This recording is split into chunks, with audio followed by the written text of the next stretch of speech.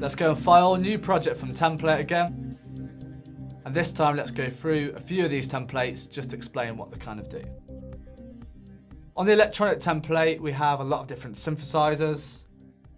The songwriter template will have a drum machine and audio tracks, so you can record guitar and vocals, for example. This is where you can plug your guitar or microphone into your Mac through a sound card. A sound card is an external box that allows you to plug in audio instruments. We'll get into this a bit later on though. There's also Orchestral Template.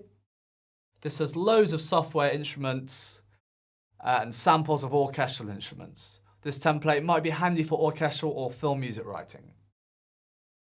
This template also pops up with a musical notation score editor, which is common practice for writers of orchestral music.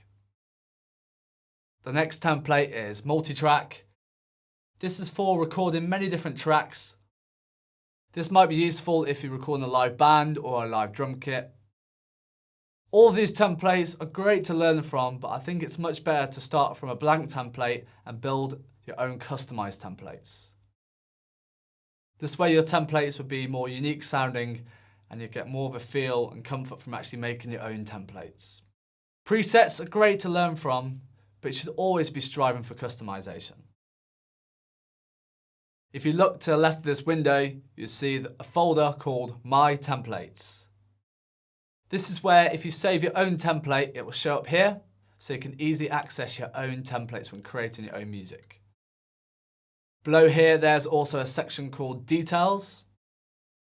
There's also a section that says Musical Grid, and it's also checked. Let's leave this checked as it shows the musical grid for bars and beats, which will come in handy.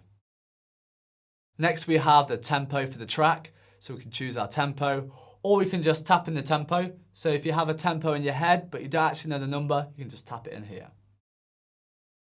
Below this, we have key signature, time signature, and audio input and output. This will tell us what sound card we're going through. If you're just using laptop speakers or headphones, then just choose the option built-in input and built-in output. Next, we have sample rate. Sample rate is how digital audio is captured. Then we have surround. I'll be talking about this later on, but don't worry about it for now.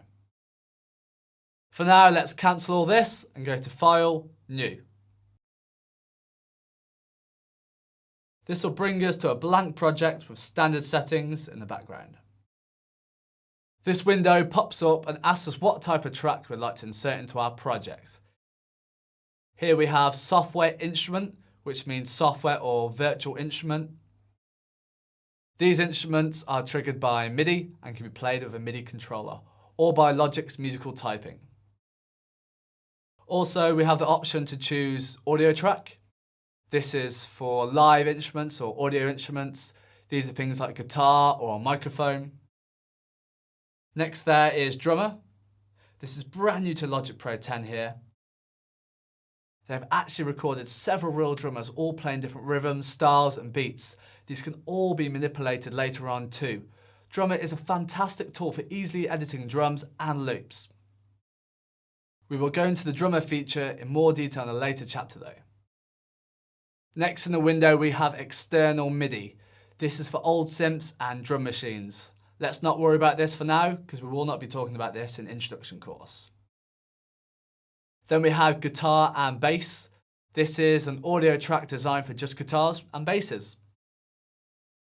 Below this we also have the output and we have the number of tracks. This is so you can choose how many of this type of track you actually want. Let's leave it on 1 for now and choose software instrument.